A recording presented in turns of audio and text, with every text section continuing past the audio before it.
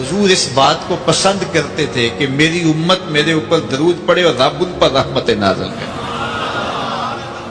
کیا پسند تھی حضور کی کہ میری امت مجھ پہ درود پڑے اور میرا رب رحمتوں کا نزول کرے۔ صحیح مسلم میں روایت ہے، جو میرے اوپر ایک مرتبہ درود پڑتا ہے اللہ اس پہ 10 رحمتیں نازل کرتا ہے۔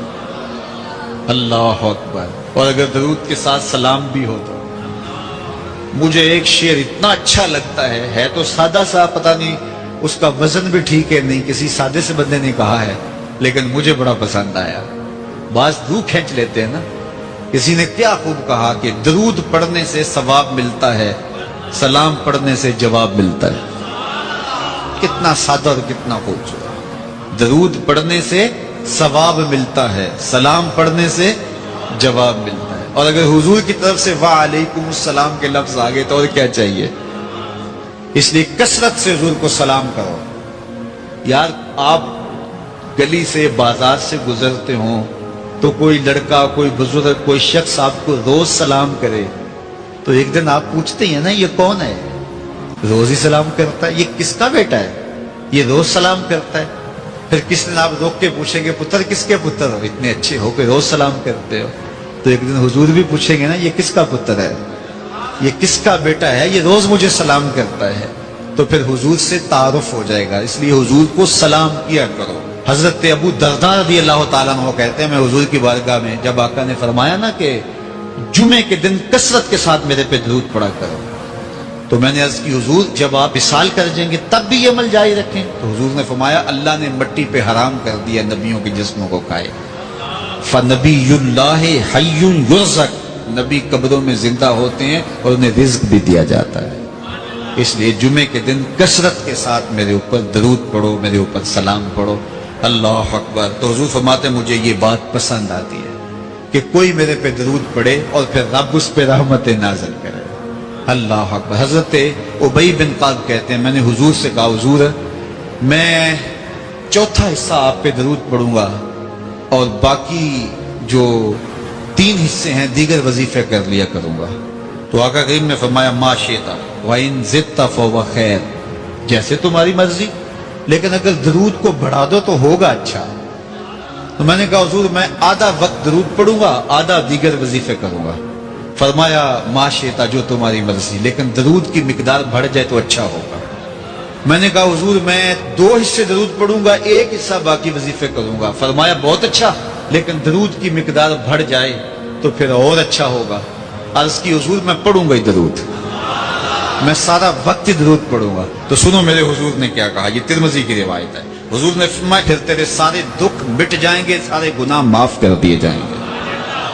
تو اس لیے کثرت کے ساتھ حضور پہ درود پڑھیں تو اس سے حضور بھی خوش ہوتے ہیں کہ میرے امتی پہ رب کی رحمتوں کا نزول ہو رہا ہے۔ علیہ السلام پر درود پڑھنے سے انسان خود سنورتا ہے اور اللہ کی رحمتیں اس پر نازل ہوتی ہیں۔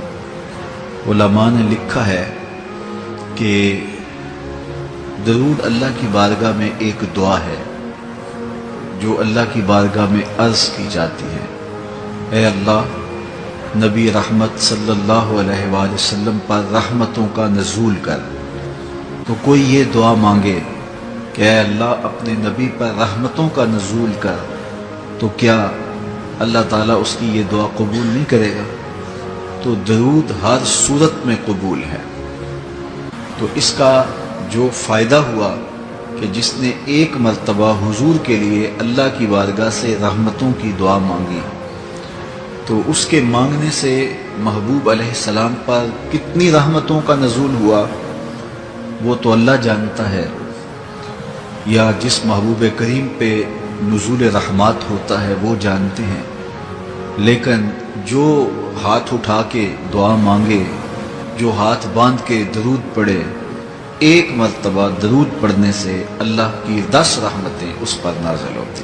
تو جو مسلسل درود پڑھے جا رہا ہے تو پھر رحمت کی برسات ہوتی ہے اس کے اوپر۔ رسول کریم صلی اللہ علیہ وآلہ وسلم نے ارشاد فرمایا تم جہاں بھی ہو میرے اوپر درود پڑھو، تم جہاں بھی درود پڑھتے ہو وہ میرے تک پہنچتا ہے۔ صبح پڑھو، شام پڑھو، دوپہر پڑھو، دن کو پڑھو، رات کو پڑھو، نماز سے پہلے پڑھو، نماز کے بعد پڑھو، محفل کے آغاز میں پڑھو، محفل کے دوران پڑھو، محفل کے اختتام پہ پڑھو، مسجد میں پڑھو، گھر میں پڑھو، جہاں بھی میرے اوپر درود پڑھو گے، جیسے بھی میرے اوپر درود پڑھو گے، فرمایا میرے تک پہنچتا ہے۔ ہر شخص یہ چاہتا ہے کہ میں حضور کی قربت پاؤں، حضور کا قرب مجھے ملے، اور اگر کسی کے سینے میں یہ آرزو نہیں ہے تو اس کے سینے میں دھڑکنے والا دل کسی مومن کا دل ہی نہیں۔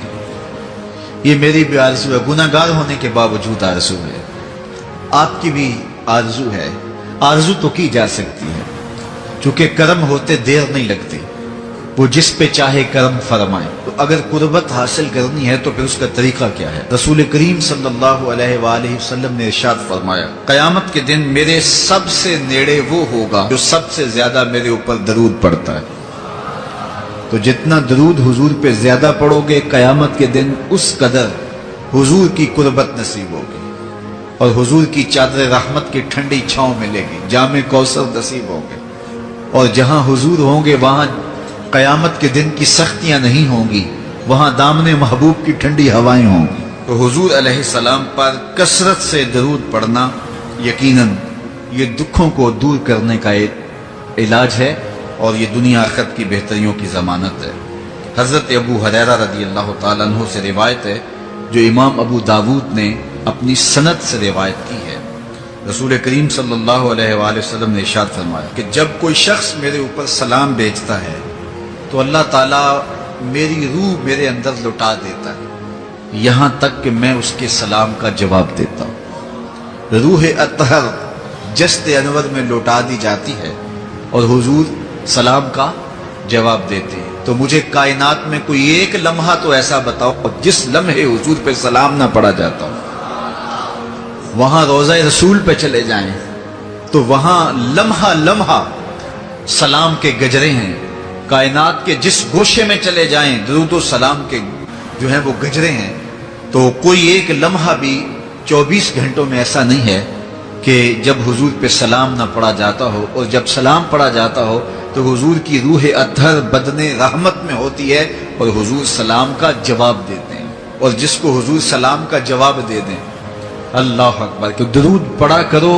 درود حضور علیہ الصلوۃ والسلام سے جواب کا ذریعہ ہے، اور جب جواب جناب رسالت مآب صلی اللہ علیہ وسلم کی جانب سے آ گیا تو دنیا میں بھی بھلا ہی بھلا ہے، آخرت میں خیر ہی خیر ہے۔ حضور علیہ الصلوۃ والسلام نے ارشاد فرمایا، جس کے سامنے میرا ذکر کیا جائے اور وہ میرے اوپر درود نہ پڑے، وہ کائنات کا سب سے بڑا بخیل، سب سے بڑا کنجوس ہے۔